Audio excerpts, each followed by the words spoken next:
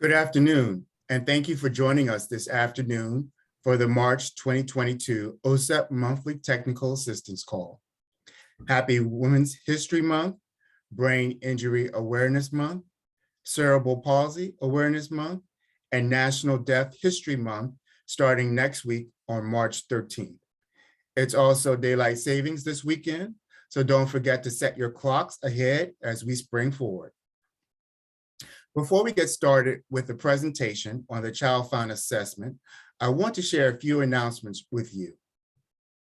While we await news on the budget, please continue to prepare to post your grant applications using the FFY 2021 allocation information to fulfill your public participation requirements.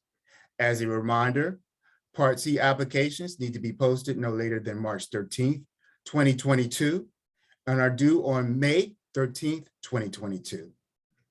Part B applications need to be posted no later than March 27th, 2022, and are due on May 27th, 2022. We have also posted 2 policy letters and 1 Q&A on our IDA website. Please check the policy guidance sections to reference those documents. The topics include significant disproportionality, children with disabilities who are parentally placed in private schools, and compensatory services.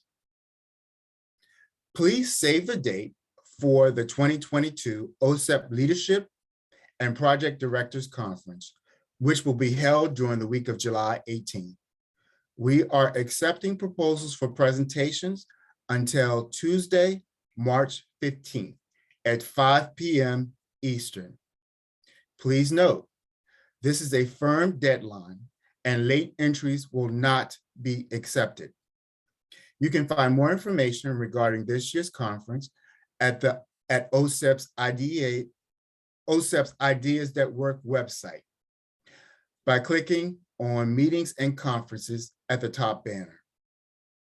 There are also several new OSEP IDA Part D competitions out. The first, new competition for personnel development to improve services and results for children with disabilities, titled Personnel Preparation in Special Education, Early Intervention and Related Services for Personnel Serving Children with Disabilities, also known as 325K. The National TA Center to support implementation and scaling up of evidence-based practices, our 326K. The new competition for innovative technology-based approaches for assessing children with disabilities, 327V.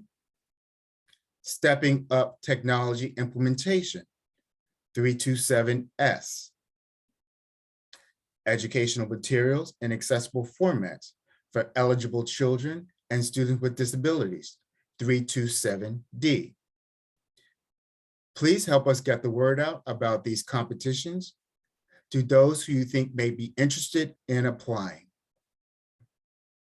The next OSEP monthly TA call on DMS will be held on Thursday, March 24th, featuring the dispute resolution protocols, specifically focused on due process and mediation protocols.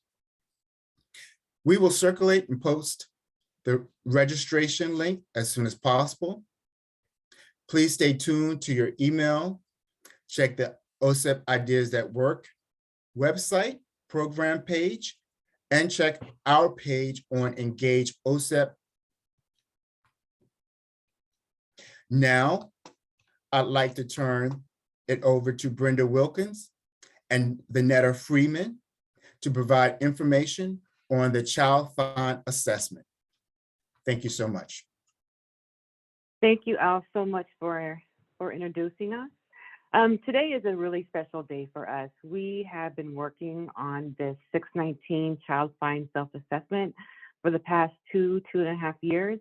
And so we're super excited to roll this out to you today. And so states and 619 coordinators can start to utilize the tool. I will be calling it the CFSA for the rest of my presentation. But before I get started, I really want to acknowledge my CFSA team. They have been integral in getting this tool together and getting it rolled out today. My team consists of my OSEP colleagues, Vanetta Freeman and Kimberly Mitchell.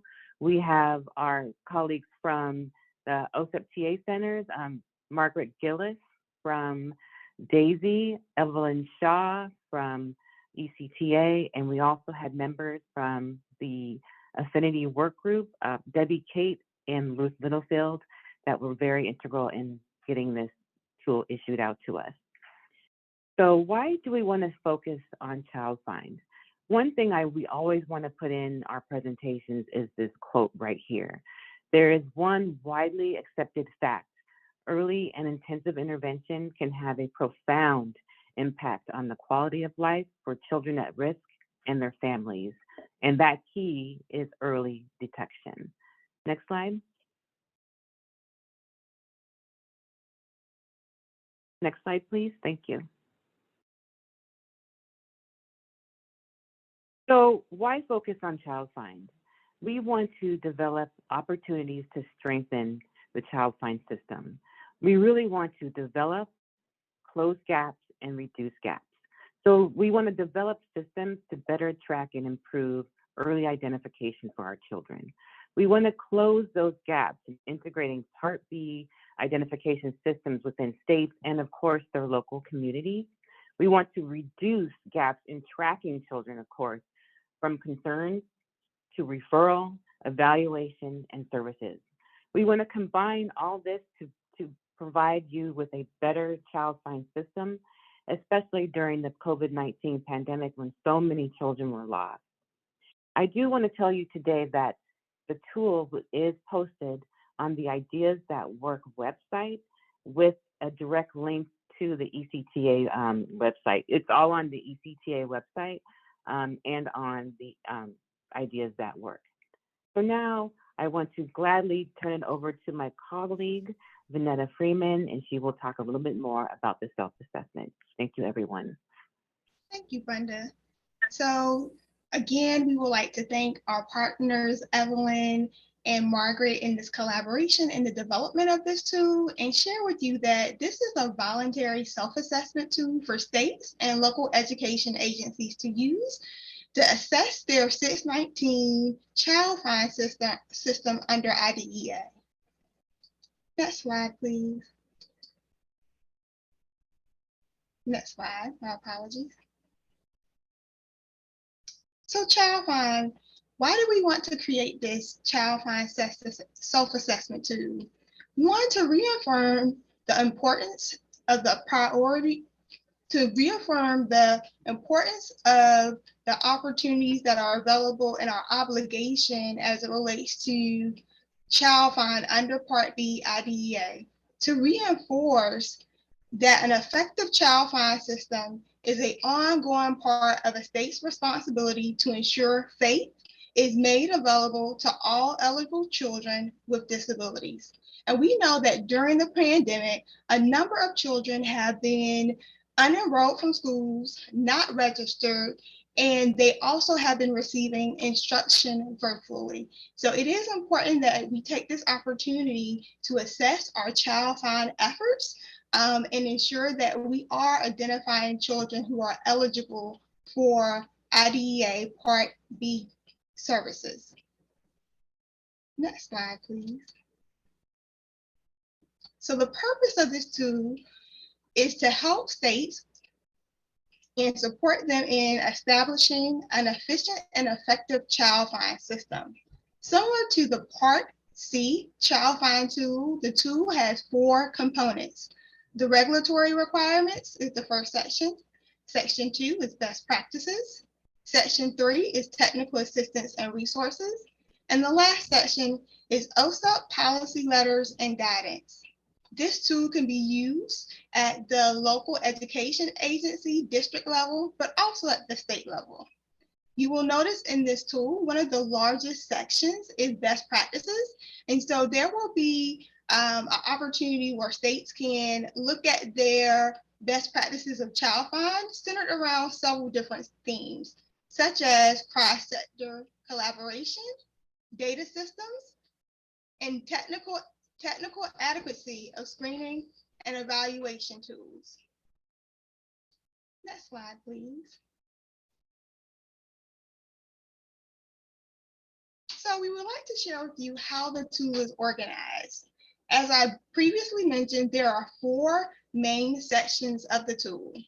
The first section of the tool is the regulatory requirements, which highlight the specific requirements that all states must implement in their child find system.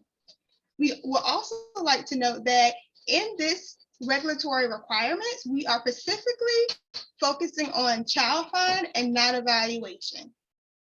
Under the child find best practices, states and LEAs can utilize this section at their availability or flexibility. In this section, there are multiple practices that are highlighted, but you have an opportunity to implement or look at one or multiple best practice tools at a time. Thirdly, the technical assistance and resources. It provides an overview of the OSEP funded TA resources that are available when you identify best practices and or other components of your child find system that you would like to receive additional information and technical assistance around. And then lastly, the OSEP policy letter and guidance describes policy letters and other guidance focused on child find for Part B 619. Next slide, please. So now we're going to dive a little deeper over the next few slides into the different sections. So section 1, the regulatory requirements. In this section of the toolkit, the regulatory requirements is a fillable Word document. So states will be able to use this tool where there are specific regulatory requirements highlighted and specific questions and respond to those questions in a fillable Word document. The requirements of IDEA that are included in this fillable document are the child find requirements, the term of developmental delays, screening procedures, which is optional, other children in the child find system, and what constitutes a child find system in its entirety. So these are a few different sections of the regulatory requirements that are covered in section 1 in the fillable form. Now I'm going to turn it over to our partner, Margaret, who's going to go over the next sections in the child find self-assessment. Thank you. Thank you, Vanetta. Let's go to the next slide, please. So section 2 of the child find self-assessment is the best practices. And when you find this on the website, you'll see that there's a list of best practices that's a Word document. But the meat where you're really going to want to focus is this Excel tool. If you have ever used the framework self-assessment, or if you've looked at the Part C child find self-assessment, this will look very familiar. So it functions really similarly to both of those tools. This right here is a screenshot of the table of contents page. And you can see that there are links in here. Each of these things that are underlined are links to those sections within the tool. We have a page on instructions that goes over some guidance for using the tool, as well as the technical guidance for using it. And then there's links to each of those best practices themes that Vanetta hit on earlier. So we've got cross-sector collaboration, identifying children who are underserved by Part B, data and data systems, technical adequacy of screening tools, efficiency of screening and referral process and procedures, responding to children who are found ineligible for Part B, and evaluation of child find. There's also a theme summary that captures all of the data for those various themes on one page, and an action plan. So you can use that to start really planning what the next steps are. And there's also a help button that gives some technical troubleshooting ideas in case you're experiencing challenges with the Excel tool itself. Next slide, please. So here we see the main page where you will rate the Child Find best practices. I want to note that these best practices come from the literature and from best practices that states are doing. They are not necessarily required as they are in this document by the regulations, which is why we have that regulations section as a separate section. And so here you can document the evidence that you have to support what's going on around each particular best practice. And then you assign a rating to it. Those ratings are similarly to the other, the framework self-assessment and the Part C tool are based on the degree to which that best practice is being implemented. So the highest ratings are for full implementation. It's consistent across the LEA or across the state, all the way down to we're not implementing this right now and we're not planning to implement this right now. So for each one, you document the evidence and the rating, and then you can assign a priority to it. So high, medium, or low. Priorities might be assigned because they're low-hanging fruit. They're things that are really close to being fully implemented and you can knock them out pretty quickly, or things that you might see that are not really being implemented at all and that really need to be in place to have an effective and efficient system. And so, as you discuss with your stakeholders, as you're completing this, we encourage that stakeholder process. You can discuss sort of how you want to assign your priority ratings as well. You can see, of course, there's buttons at the top so you can jump around to the different theme areas. There is the button that also will explain to you what theme ratings are, what those numbers mean, and the best practice ratings as well. The best practices in any given theme roll up to that theme rating. So that one is calculated for you. The ones that you enter are the best practice ratings in the priorities. Next slide.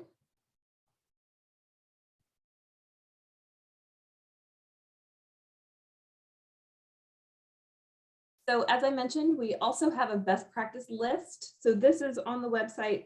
And this is a great just Word document that just gives that quick look at what all of those best practices are and what these theme areas mean. So it has a paragraph describing the theme area, and then it lists the best practices that are included in each of those areas. This can be used with stakeholders when you're having a meeting to go over the tool so that not everyone has to look at the Excel document. They can have in front of them just that list of the best practices to discuss as you're going forward. Next slide, please.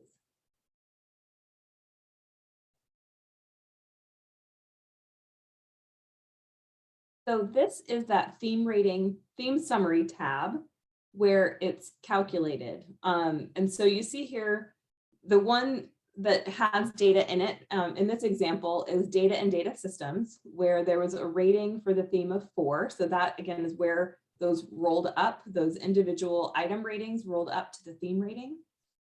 You can see the total number of practices. There are 10 practices within the data and data systems theme area.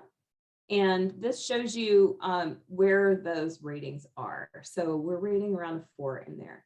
And it shows you the number of items with each rating and the number of items with each priority. So in this example, only 3 of the items got priority ratings. They weren't all rated with a priority, just 3 of them were. And we have 2 that were rated as a 1, so not in place at all. And we've got 2 that were rated as a 4, so fully implemented. So this is just a quick snapshot where you can see across the tool where your ratings are falling. Next slide, please.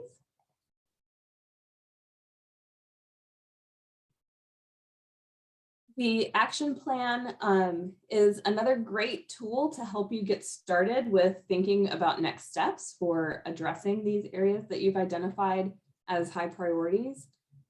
There are places to document who the members of the planning team are, their roles and organizations, and then to start documenting what your plan is. So what the outcomes of the activities you want to accomplish are, what the activities will be, and some steps for accomplishing those.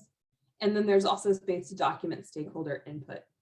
If you click that Show High Priority BP button, it pops up with a little window that will hover right there that will list all of those best practices that you rated with a high on that first page, that the best practice rating page. So you can have that right there as you're working on this plan. So that's a nice way to have it really handy right there. You can also adjust, there are some examples of how, or some instructions around how to adjust your row height if you need more space to be able to see what's written here, as well as how to print it, because we know Excel documents can print out kind of strangely sometimes. Next slide.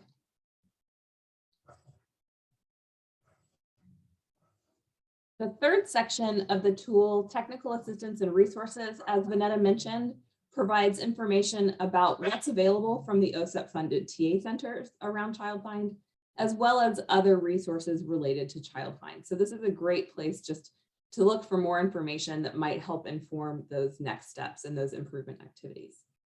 Next slide.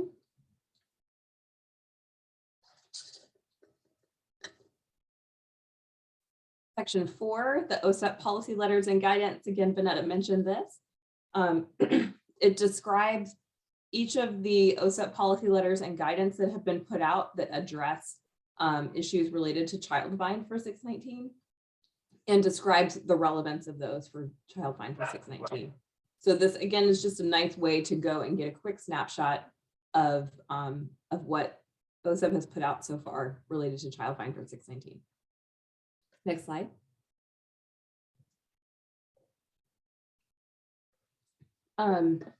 We would also love your feedback on this form. So on the website, there is a Google document, a Google form, where if you're using, excuse me, if you're using or reviewing the Child Find self-assessment for 619, you can go in there and provide your feedback on any and all sections of it. You don't have to, none of the items are required. So if you just have feedback on one specific thing, you can put that in there. There's also space where you can indicate that you're interested in TA assistance, and we get notified when those are submitted. So we will be able to reach out to you if you want to. So we appreciate any feedback you have on the functionality of the tool, the content, and the usefulness of it. So please do, if you are looking at it, if you're using it, we appreciate your feedback. Next slide.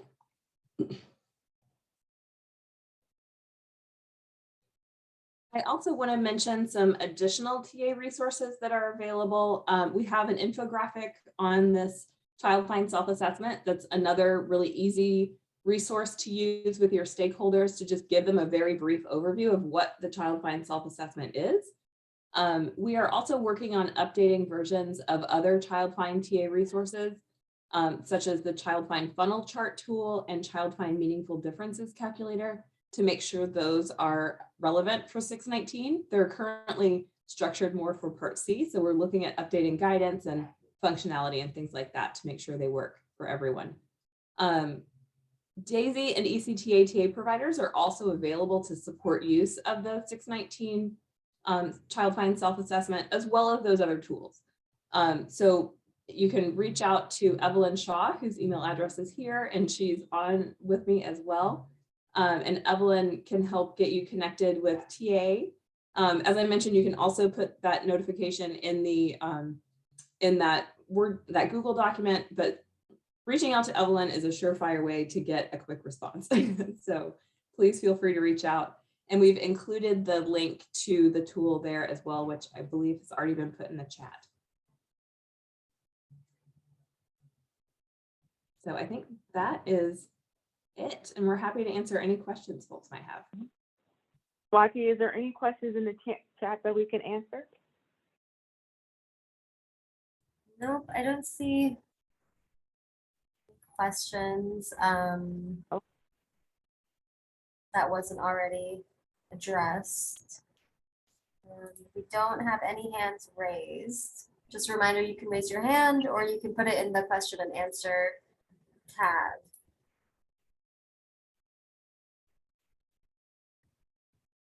And just please remember, we have, Margaret and Evelyn here to provide TA to you as you start to look at the tool. So we are here, we are available to you, and then you have your OSEP colleagues here. You can always reach out to your state leads or Vanetta, Kim, or I, we can provide that that technical assistance as well for you. So if that is it, I'm going to turn it back over to you, Swati. All right, well, I think that's it for this call. If you have questions, you have the contact information. But if not, have a great rest of your Thursday. Thanks for joining. Thank you, everyone. Thank you.